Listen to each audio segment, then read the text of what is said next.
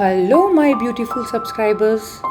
आज हम love and romance series में सुनेंगे एक और अमर प्रेम कहानी, श्री कृष्ण और मीरा का अमर प्रेम। जैसे राधा और कृष्ण का प्रेम द्वापर युग को सुशोभित कर गया, वैसे ही कलयुग में मीरा और कृष्ण के प्रेम ने कलयुग को प्रेम के रंग से सुसज्जित कर दिया। शायद ही आप लोगों को पता हो कि मीरा राजस्थान के ब्यावर में राठौर राजपूत राणा रतन सिंह की पुत्री थी।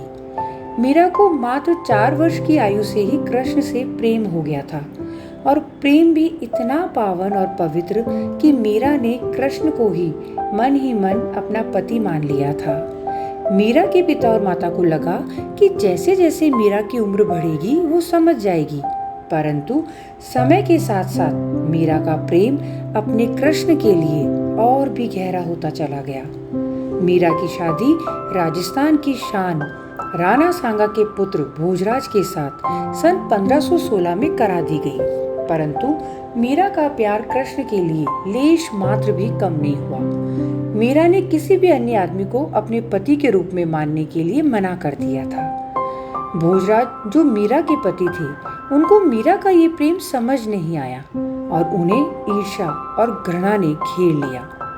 कुछ समय बाद ही भोजराज की अकाल मृत्यु हो गई। उसके बाद मीरा के ससुराल वालों ने मीरा को मारने की कई कोशिश की, जैसे कि कोबरा सांप फूलों के गुलदस्तों के साथ मीरा को भेजा, परंतु वो सांप अपने आप ही एक सुंदर रत्न जड़ित माला में बदल गया।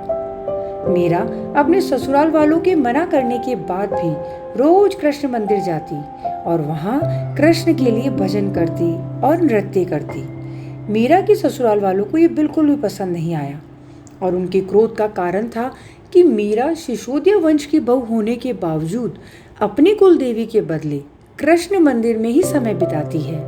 उन्हें अत्यधिक क्रोध हुआ और उन्होंने मीरा को मारने के लिए जहर दिया, परंतु मीरा के पवित्र प्रेम ने उस जहर को अमृत में बदल दिया।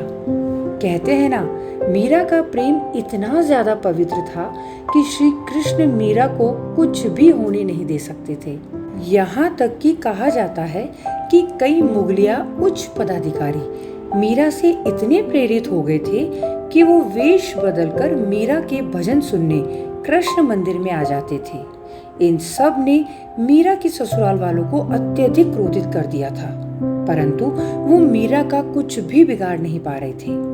इसीलिए अंत में उन्होंने थक हार कर मीरा से ही अनुरोध किया कि वो उनके जीवन से चली जाए। मीरा को तब कृष्ण ने दर्शन दिए और कहा कि वो वृंदावन आ जाए। मीरा वृंदावन चली गई और सन 1546 में वो कृष्ण की मूर्ति के साथ ही समालीन हो गई। किसी को भी मीरा उस दिन के बाद नहीं दिखी।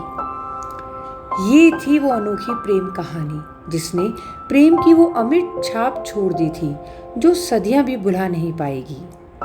आशा करती हूँ आपको मेरा ये प्रसंग पसंद आया होगा।